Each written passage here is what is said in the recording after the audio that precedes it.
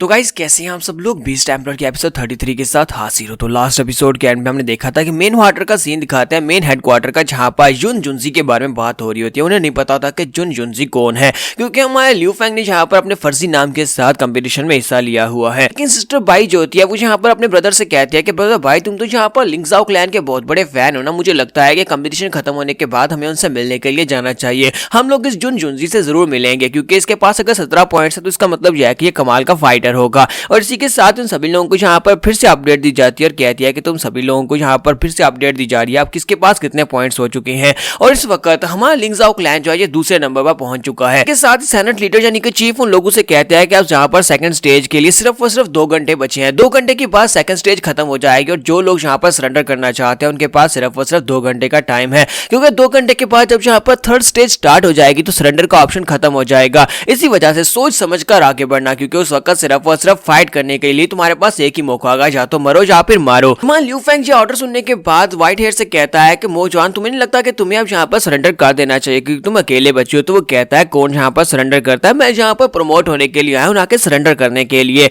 गाओलिंग उन लोगों से कहते हैं कि हम लोग यहाँ पर जीतने के बहुत करीब है, मुझे लगता है कि हम लोग यहाँ पर अगर फर्स्ट प्लेस के लिए भी ट्राई करते हैं तो हमें फर्स्ट प्लेस भी मिल सकती है, जिससे हम लोग अपने लिंगजाओ क्लैन की फार्मा ग्लोरी को दोबारा से हासिल कर लेंगे। और वो सभी लोग एक साथ मिलकर वहां पर खुशी से नारा लगाते हैं और कहते हैं कि हम लोग ये कर लेंगे, लिंगजाओ क्लैन को दोबारा से महान बना देंगे। तो लियू फेंग उन लोगों से कहता है कि अब जबकि हमारे पास काफी सारे पॉइंट्स हैं, हमें बस एक और टीम के पॉइंट्स को लेना होगा और उसके बाद हम लोग फर्स्ट प्लेस के ऊपर पहुंच जाएंगे। और यहीं पर दूसरी तरफ दिखाते हैं डीमन स्लेयर ग्रुप के लोगों को डान डाई को भी मैसेज मिलता है और वो इस बात से काफी हैरान होता है कि लिंगजाओ क्लैन के लोग उनसे आगे निकल गए, वो सेकंड प्लेस पर है जबकि ये थर्ड पर पहुंच जाते हैं। तो वो लिटिल मी से कहता है कि शैडो कैट चलो चलते हैं, चलो चलते हैं और जाकर उन लोगों को सबक सिखाते हैं। और इसी के साथ ही नेक्स्ट सीन जो होता है दिखाते हैं कुछ और टीम मेंबर्स का आपस में फाइट को दिखाते हैं। यहीं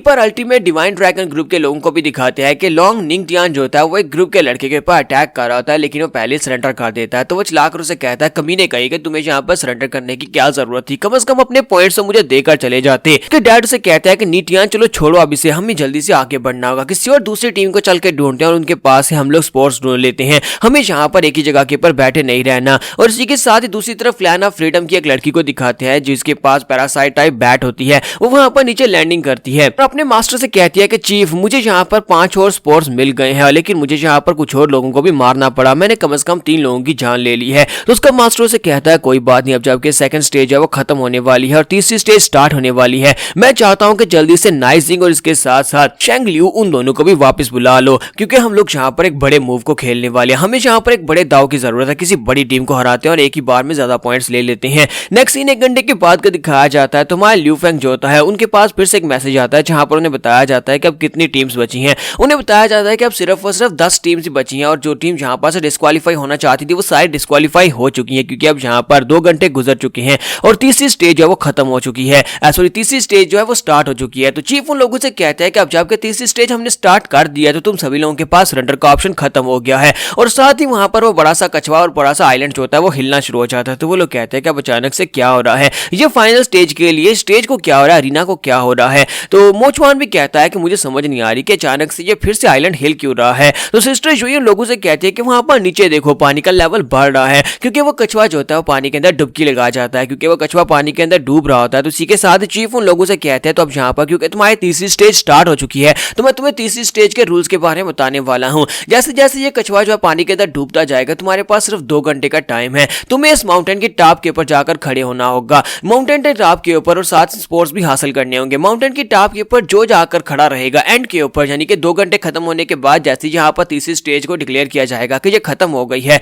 जो भी वहां पर माउंटेन टॉप के ऊपर होगा जिस भी सेक्टर से होगा उसके पास पॉइंट्स को देखा जाएगा और उन पॉइंट्स की बेस पर उसे वहां पर नंबरिंग दी जाएगी। अगर आप लोग यहाँ पर दूसरी टीम के हाथों से डिस्क्वालीफाई हो जाते हैं या फिर आप यहाँ पर पानी के अंदर डूबकर मर जाते हैं तो भी यहाँ पर यह कंपटीशन खत्म हो जाएगा, क्योंकि अब यहाँ पर 10 टीमें बची हैं, सरेंडर का ऑप्शन खत्म हो चुका है, तो यहाँ पर सिर्फ एक ही ऑप्शन है, आपको मरना होगा। बोलिंग कहते हैं कि अगर ये स्टेज जो है वो पानी के अंदर डूब रहा है इसका मतलब यह है कि यहाँ पर हमारे लिए बहुत ही कम जगह बचेगी और हमें किसी ना किसी से मुकाबला करना ही पड़ेगा। लियू फेंग कहता है कि हाँ ये बात तो वाकई में है, जितनी ज्यादा कम एरिया होगा उतना ज्यादा टीम्स आपस में क्लैश करेंगी। मोचवान कहता है कि मुझे लगता है कि ये लोग यहाँ पर जंगल के लॉ को यूज कर रहे हैं, यानी कि यहाँ पर जो स्ट्रॉन्ग होगा वही एंड के ऊपर टॉप के ऊपर पहुंच पाएगा। तो मोचवान उन लोगों से कहता है कि तुम लोग यहाँ पर ये कह रहे थे कि तुम्हें किसी की जान नहीं लेनी, लेकिन मुझे लगता है कि अब यहाँ पर किसी की जान लेनी पड़ेगी। तो सिस्टर जुई कहती है कि हम लोग इस स्टेज में क्या ही करेंगे। तो इसी के साथ ही ल्यू फेंग उन लोगों से कहता है कि इस स्टेज में मुझे नहीं लगता कोई भी यहाँ पर स्पोर्ट्स ढूंढने की कोशिश करेगा, क्योंकि इस वक्त तकरीबन 100 के करीब स्पोर्ट्स होंगे जो कि साइलेंट पर होंगे, लेकिन इसके पानी के अंदर डूबने के साथ ही स्पोर्ट्स पानी के अंदर चले जाएंगे और पानी के अंदर जाकर कोई भी स्पोर्ट्स को नहीं ढूंढ पाएगा। तो यहाँ पर सभी का एक ही मकसद होने वाला है कि वो दूसरी टीम्स को हराकर उनके पास से स्पोर्ट्स ले लें, और सरेंडर का ऑप्शन खत्म हो चुका है, तो हमें यहाँ पर बहुत ही टफ बैटल में जाना पड़ेगा। और वो सभी अपने अपने बीस्ट को रिलीज करते हैं और कहते हैं चलो फिर फाइटिंग के लिए रेडी हो जाओ। इसके साथ ही ये लोग वहां पर से आगे की तरफ बढ़ना स्टार्ट करते हैं। जैसे ये लोग आगे की तरफ बढ़ रहे होते हैं, ल्यू फेंग इन लोगों से कहता है कि हमें जंगल की तरफ जाना होगा, जब हम जंगल के अंदर जाकर छुप जाएंगे तो हम लोग किसी का टारगेट नहीं बनेंगे। लेकिन जैसे ये लोग आगे बढ़ने की कोशिश करते हैं, इसी के साथ ही वहां पर ग्राउंड के ऊपर कट लगता है और इस बात से ये लोग सभी लोग काफी ज्यादा चौकन्ने हो जाते हैं, क्योंकि वहां पर शैडो कैट पहुंच जाती है। शैडो कैट मी वहां पर अपने पंजे को घुमाकर एक कट लगाती है, तो वो लोग कहते हैं ये तो शैडो कैट है। तो गाउलिंग कहती है कि डाउन डी तुम यहाँ पर क्या कर रहे हो, क्या तुम यहाँ पर हमारे पर अटैक करने की कोशिश कर रहे हो। तो डाउन डी वहां पर अपनी टीम के साथ पहुंच जाता है और उनसे कहता है काफी देर के बाद तुम्हें देख रहा हूं, तुम लोगों ने तो काफी सारे पॉइंट्स भी इकट्ठे कर लिए। जबकि मैं ल्यू फेंग शैडो कैट की तरफ देखता है और कहता है कि ये तो वाकई में एक ज़ोंबी कैट बन चुकी है। तो वो चिल्लाकर उसे कहता है कि डान डी तुमने यहाँ पर शैडो कैट के साथ क्या किया है। जबकि डान डी उसे कहता है कि बकवास बंद करो, तुम्हारा इस सबसे क्या ताल्लुक है और तुम यहाँ पर बीच में बार बार क्यों कूद आते हो, जबकि तुम हमारे सेक्टर का कभी एक हिस्सा थे भी नहीं। दूसरी तरफ से डान डी की टीम के जो मेंबर्स होते हैं उसका एक साथी उसे कहता है कि ब्रदर डान क्या ये तुम्हारे फार्मर सेक्टर मेंबर्स हैं, लेकिन ये लोग अभी तक सर्वाइव कर पाए और ये सेकंड नंबर पर, इसका मतलब यह है कि ये काफी अच्छे ग्रुप मेंबर्स हैं। तो डान डी उसे कहता है कि मुझे नहीं पता कि ये लोग अभी तक कैसे बच पाए, मुझे लगता है कि इनकी किस्मत अच्छी थी, अभी तक ये लोग अभी तक बच पाए हैं,